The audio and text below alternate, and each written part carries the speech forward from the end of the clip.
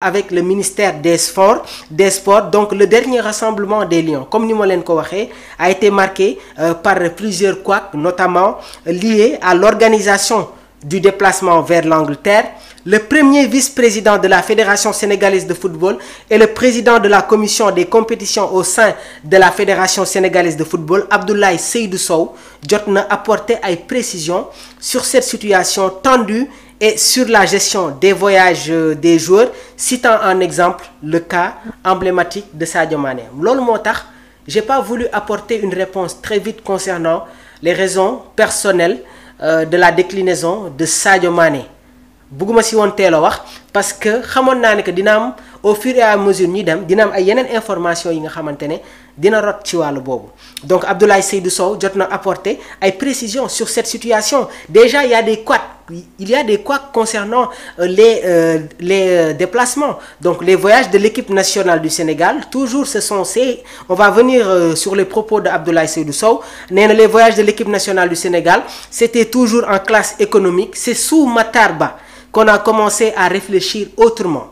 Un joueur au statut comme Sadio Mané ne pouvait plus voyager dans ces conditions pour de nombreuses raisons. À l'époque, Sadio Mané payait de par sa propre poche pour se surclasser en business. Li koy firndeel mooy Bakary Cissé avait fait une réaction sur les zones de DS Sport pour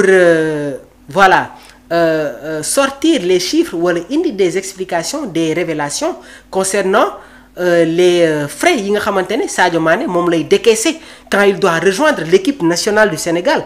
Donc nous avons alors évolué vers une prise en charge globale en business pour toute l'équipe afin d'éviter toute division dans le groupe, a-t-il expliqué. Ce sont les propos de Abdoulaye Seydou Sow. Selon toujours le sieur Sow, ces avantages n'ont pas été modifiés par le gouvernement actuel. Cependant, le problème rencontré pour le récent déplacement en Angleterre vient d'une erreur administrative. Pour ce match, le ministère a mal interprété la nature de la rencontre. Ils ont considéré qu'il s'agissait d'un simple match amical alors que c'est une rencontre inscrite au calendrier FIFA. C'est des explications claires. Léegi nag, pour terminer, le malentendu aurait également été aggravé par une méconnaissance des flux financiers autour de ces rencontres. Le gouvernement pensait que ce genre de match générait des recettes et s'attendait à ce que la fédération prenne en charge une partie des frais du rassemblement. C'est de là que sont venus les problèmes. Finalement, le ministère aurait réagi en dépêchant son directeur administratif et financier d'âge pour clarifier la situation. Donc cela veut dire que dina am ay yeneen information yi nga xamante ne dinañ ci jot concernant les prochains rassemblements de l'équipe nationale du Sénégal. Il faut que les joueurs soient nekk dans de bonnes conditions pour faire les déplacements. Et concernant le cas de Sadio Mané, man je l'ai toujours dit, je vais le répéter, Sadio Mané mooy identité équipe nationale du Sénégal. L'identité de l'équipe nationale du Sénégal, c'est Sadio Mané. On ne peut pas encore une fois éjecter Sadio de cette équipe. Léegi nag y a des raisons. Tey jii jël na décision boo xamante ne moom moo xam lu tax mu jël ko. Mais nañ def attention. Léegi nag sur le schéma tactique, sur le choix tactique, Pape Thiaw, ça doit pas être un problème. Les grands joueurs suñu demee ba am benn âge bi dañuy am beneen style bu bees.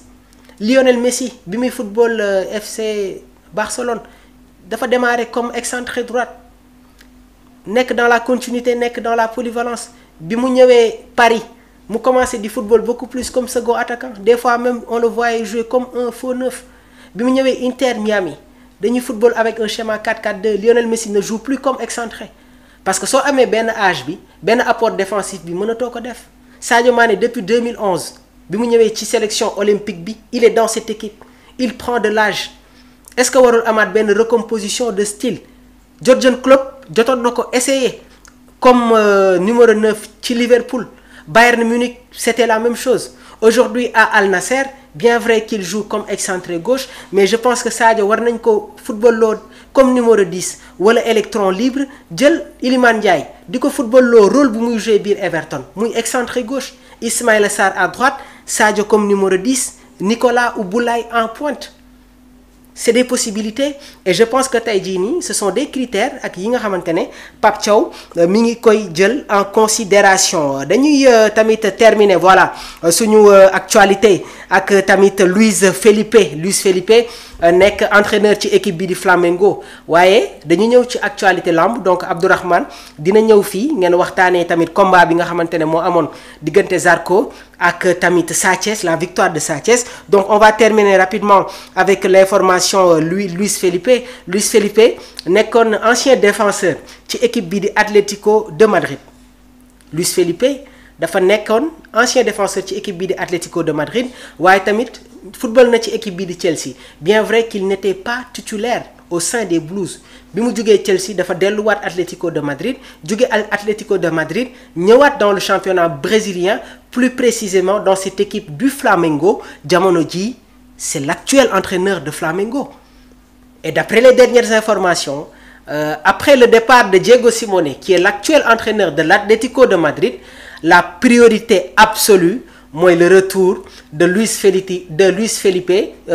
Felipe en tant que coach des Colchoneros c'est une information bi nga xamante ne am nañ ci une clarification donc concernant Luis Felipe moom mooy nekk sûrement le prochain entraîneur des Colchoneros de l'Atlético de Madrid su fa Diego Simeone jógewee léegi nag am na benn revanche boo xamante ne jël na ko ci kaw Chelsea parce que bi muy ñëw Chelsea il n'était pas titulaire et Luis Felipe c'était un excellent défenseur on se rappelle de cette génération des Colchoneros avec Diego Costa Diego Godin donc Koke Gabi Arda Turan d'excellents joueurs yi nga xamante ne ñi ngi nekkoon ci bile équipe donc Luis Felipe